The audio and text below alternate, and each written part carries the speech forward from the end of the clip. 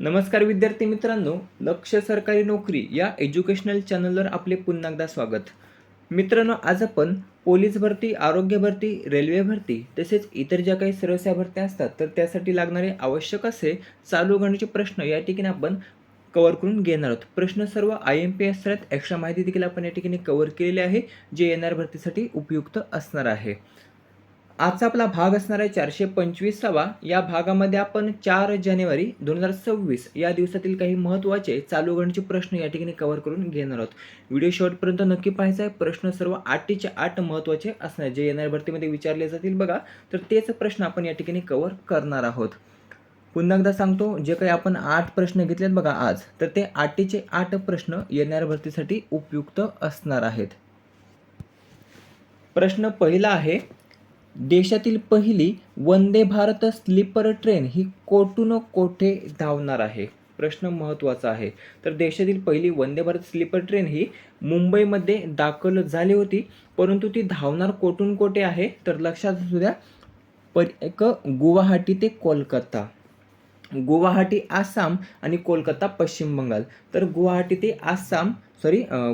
ते कोलकाता या दरम्यान देशातील पहिली वंदे भारत स्लीपर ट्रेन ही धावणार आहे. आता ते कधीपर्यंत धावेल? तर नुकतंच अपेक्षेप्रमाणे बघा 17 जानेवारी किंवा 18 जानेवारीला बघा सुरू होण्याची शक्यता आहे, असं रेल्वे मंत्री अश्विनी वैष्णव यांनी सांगितलं आहे. केव्हापर्यंत? तर 17 जानेवारी 2026 किंवा 18 जानेवारी 2026ला बघा सुरू होण्याची अपेक्षा आहे. आता याला हिरवा झेंडा कोण दाखवणार आहेत? तर भारताचे पंतप्रधान नरेंद्र मोदी हे बघा याला हिरवा झेंडा दाखवणार आहेत. प्रश्न महत्त्वाचा आहे, कोठून कोठे धावणार आहे पहिली वंदे भारत स्लीपर ट्रेन? तर गुवाहाटी आसाम ते कोलकाता पश्चिम बंगाल या दरम्यान धावणार आहे. आता वंदे भारत एक्सप्रेसबद्दल थोडीशी महत्त्वाची माहिती. जुनं नाव काय होतं? ट्रेन 18 होतं. लक्षात असू द्या, ट्रेन 18.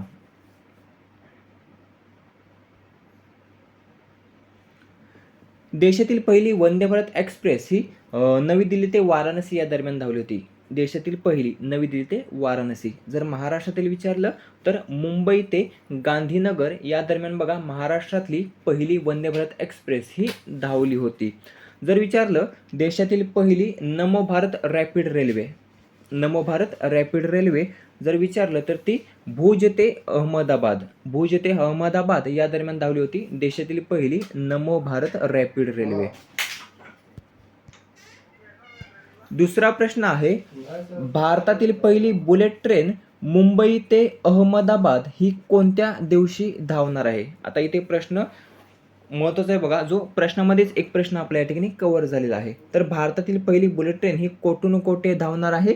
तर भारतातील पहिली बुलेट ट्रेन ही मुंबई ते अहमदाबाद या दरम्यान धावणार असून प्रश्न काय विचारलेला आहे? तर कोणत्या दिवशी धावणार आहे? प्रश्न असा विचारलेला आहे. तर याचं उत्तर असणार आहे पर्याय 15 ऑगस्ट 2027. 15 ऑगस्ट 2027ला बघा भारतातील पहिली बुलेट ट्रेन मुंबई ते अहमदाबाद या दरम्यान धावणार आहे. काही महत्त्वाचे पॉईंट्स आहेत बघा, ते आपल्याला वहीमध्ये नोट डाऊन करायचे आहेत. या अगोदर देखील आपण याबद्दल माहिती घेतली होती. आज पुन्हा एकदा कव्हर करून घेऊया, म्हणजे आपली चांगली रिव्हिजन होईल. जर आपण एकूण अंतर पाहिलं मुंबई ते अहमदाबाद, तर ही जी काही बुलेट ट्रेन आहे तर ती एकूण 508 किलोमीटर धावणार आहे. किती? 508 किलोमीटर एवढं अंतर तिचं असणार आहे, जे मुंबई ते अहमदाबाद या दरम्यान असणार आहे. गती आपण पाहिली तर सुमारे बघा 320 प्रति तास, 320 प्रति तास एवढी त्याची गती असणार आहे. आणि जे काही 6 तासाचं अंतर होतं बघा मुंबई ते अहमदाबाद, तर ते आता फक्त 2 तासामध्ये पूर्ण 2 तासामध्ये पूर्ण करता येणार आहे. किती? फक्त 2 तासामध्ये. एकूण स्टेशन किती आहेत या मुंबई अहमदाबाद बुलेट ट्रेनला? तर किती? एकूण 12 स्टेशन आहेत. 12 स्टेशन. त्या 12पैकी 4 महाराष्ट्रामधील स्टेशन आहेत आणि गुजरातमधील 8 आहेत. महाराष्ट्रात किती आहेत? 4 आणि गुजरातमध्ये आहेत 8, अशी एकूण 12 स्टेशन असणार आहेत. आता महाराष्ट्रातील स्टेशन विचारले जाऊ शकतात. 4 कोणकोणते आहेत? तर बोईसर आहे, विरार आहे, ठाणे आहे आणि मुंबई, असे 4 महाराष्ट्रातील स्टेशन असणार आहेत. जर किलोमीटर विचारलं तर किलोमीटरमध्ये बघा 351 हे गुजरातमधील किलोमीटर असणार आहे आणि 157 हे आपल्या महाराष्ट्रातील किलोमीटर असणार आहे. आता याचं उद्घाटन केव्हा करण्यात आलं होतं, तर 2017मध्ये बघा या प्रकल्पाचे उद्घाटन करण्यात आले होते. ते कोणी केले होते, तर जपानचे पंतप्रधान शिंजो आबे. जपानचे पंतप्रधान शिंजो आबे यांनी बघा त्याचं उद्घाटन हे केलं होतं. तर याबद्दल एवढी माहिती आहे जी आपण या ठिकाणी कव्हर केली आणि हीच माहिती परीक्षेमध्ये विचारली जाऊ शकते 100%. प्रश्न क्रमांक 3, बॉर्डर रोड ऑर्गनायझेशन ज्याला आपण BRO असं म्हणतो बघा, तर बॉर्डर रोड ऑर्गनायझेशन BROचे 29वे महासंचालक नुकतंच कोण बनले आहेत, तर बॉर्डर रोड ऑर्गनायझेशनचे 29वे महासंचालक बनलेले आहेत. पर्याय ड हरपाल सिंग. प्रश्न महत्त्वाचा आहे.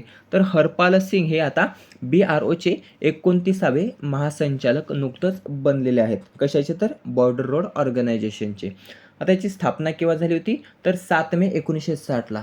7 मे 1960 साली BROची स्थापना झाली होती.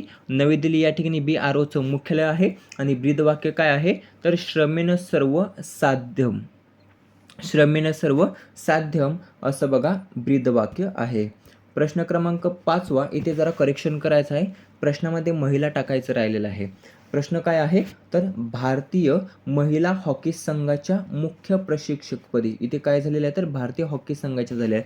तर ते चुकीचं असून भारतीय महिला हे करेक्शन करायचं आहे.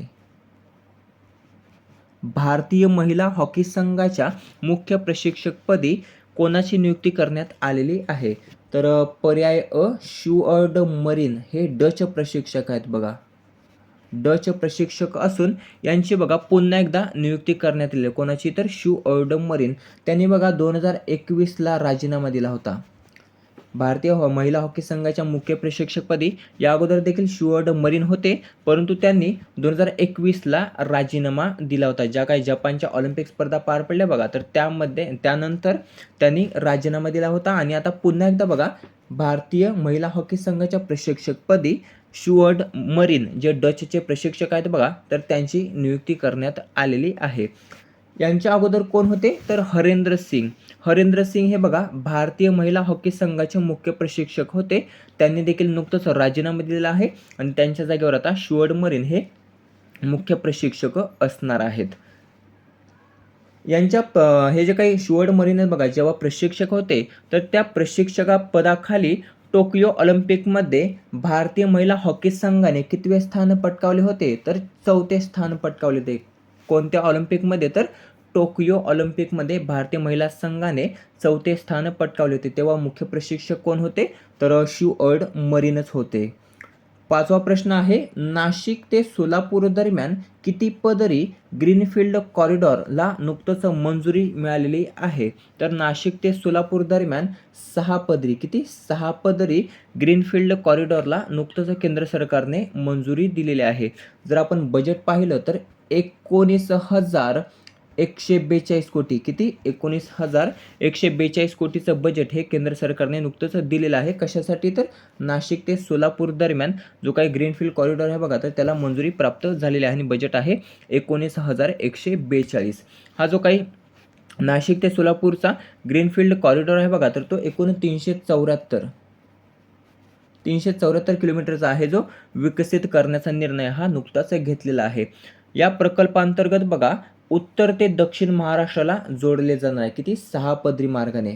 उत्तर ते दक्षिण महाराष्ट्राला या प्रकल्पामुळे बघा आता जोडले जाणार आहे. एकूण पदरी जर आपण पाहिलं तर ते किती असणार, 6 पदरी, म्हणजे दोन्ही ठिकाणी 3-3. 6वा प्रश्न आहे, अमेरिका देशाने नुकतंच अटक केलेले निकोलस मादुरो. अमेरिका देशाने नुकतंच निकोलस मादुरो यांना अटक केलेली आहे आणि हे निकोलस मादुरो कोणत्या देशाचे राष्ट्राध्यक्ष आहेत. प्रश्न महत्त्वाचा आहे, स्टार मार्क करून ठेवा. तर अमेरिका देशाने नुकतंच अटक केलेले निकोलस मादुरो हे पर्याय ड व्हेनेझुएला. व्हेनेझुएलाचे राष्ट्राध्यक्ष आहेत, ज्यांना नुकतंच अमेरिका देशाने अटक केलेली आहे. आता त्याचं कारण काय, तर मादुरो जे निकोलस मादुरो आहेत आणि त्यांची पत्नी आहे बघा, तर या दोघांवर अमेरिकन कायद्यानुसार ड्रग्ज तस्करी आणि अंमली पदार्थांशी संबंधित कारवायांचे गुन्हे दाखल केलेले आहेत आणि त्या संबंधी बघा निकोलस मादुरो व त्यांचं जे काही कुटुंब आहे, पत्नी वगैरे, तर त्यांना बघा अटक करण्यात आलेली आहे. कोणत्या देशाने अटक केलेली आहे? अमेरिका देशाने अटक केलेली आहे. कोणत्या देशाचे राष्ट्राध्यक्ष आहेत? निकोलस मादुरो आहेत. कधी कधी प्रश्न विचारला जाईल, व्हेनेझुएलाचे राष्ट्राध्यक्ष कोण आहेत? तर निकोलस मादुरो आहेत, ज्यांना नुकतंच अटक करण्यात आलेली आहे. अमेरिकेचे कोण आहेत? डोनाल्ड ट्रम्प आहेत. किती आहेत? 47 आहेत. पुढील 7वा प्रश्न आहे,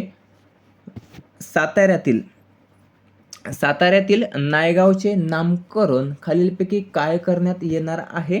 तर साताऱ्यातील नायगावचे नामकरण हे बघा पर्याय ड सावित्रीबाई फुले नगर असं करण्यात येणार आहे. नुकतंच महाराष्ट्राचे मुख्यमंत्री देवेंद्र फडणवीस यांनी एक घोषणा केली आणि त्या घोषणेत बघा त्यांनी सांगितलं आहे की साताऱ्यातील जे काही नायगाव आहे बघा, नायगाव, तर या नायगावचे नामकरण आता सावित्रीबाई फुले नगर असं करण्यात येणार आहे.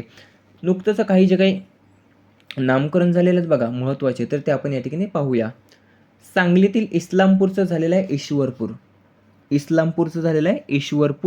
निजामपूरचं काय झालेलं आहे? रायगडवाडी झालेलं आहे. पुण्यातील वेल्हे तालुक्याचं काय झालेलं आहे? राजगड झालेलं आहे. त्यानंतर महाराष्ट्रातील राजभवनाचं नामकरण महाराष्ट्र लोकभवन असं करण्यात आलेलं आहे. अहमदनगरचं नामकरण अहिल्यानगर करण्यात आलेलं आहे. औरंगाबादचं नामकरण छत्रपती संभाजीनगर करण्यात आलेलं आहे आणि उस्मानाबादचं नामकरण धाराशिव करण्यात आलेलं आहे. हे अलीकडीलच महत्त्वाचे जे काही नामकरण आहे बघा, तर ते या ठिकाणी आपण कव्हर करून घेतलेत. यापैकी एक प्रश्न हमखास विचारला जाईल येणाऱ्या भरतीमध्ये.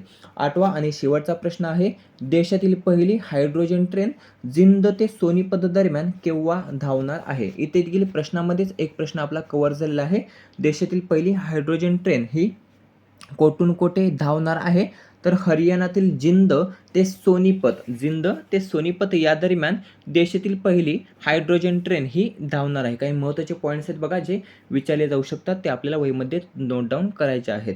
तर देशातील पहिली हायड्रोजन ट्रेन जिंद ते सोनीपत दरम्यान केव्हा धावणार आहे? तर 20 जानेवारी 2026ला देशातील पहिली हायड्रोजन ट्रेन जिंद ते सोनीपत या दरम्यान धावणार आहे. हे जे काही 2 ठिकाण आहेत तर ते हरियाणा राज्यातील. एकूण प्रवासी संख्या आपण पाहिली तर 2500 म्हणजे 2500 एवढे प्रवासी घेऊन बघा तर ती धावणार आहे.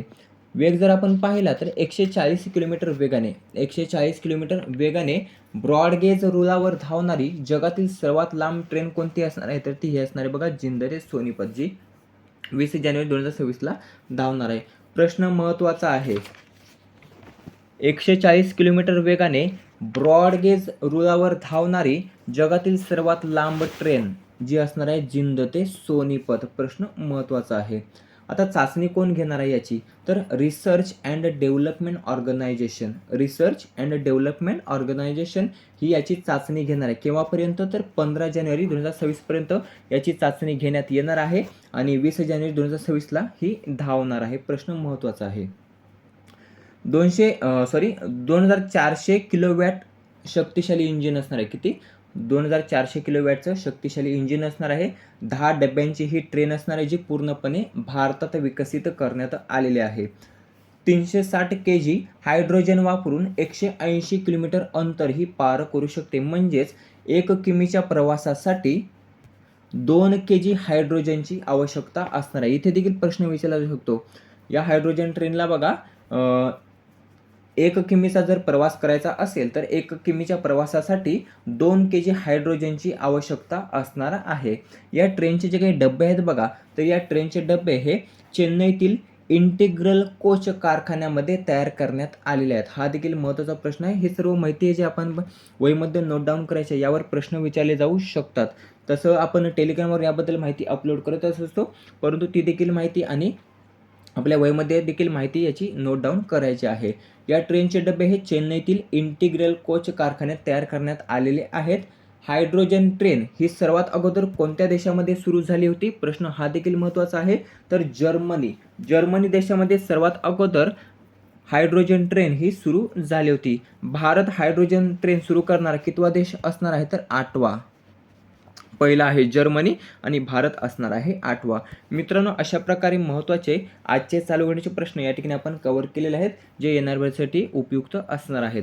व्हिडिओ कसा वाटला कमेंट करून नक्की सांगायचा आहे. व्हिडिओ आवडला असेल तर मित्रांसोबत जास्तीत जास्त शेअर करायचा आहे. याचा PDF हा टेलिग्रामवर अपलोड केला जाईल, त्या ठिकाणी तो पाहू शकता. भेटूया पुढच्या भागामध्ये. धन्यवाद.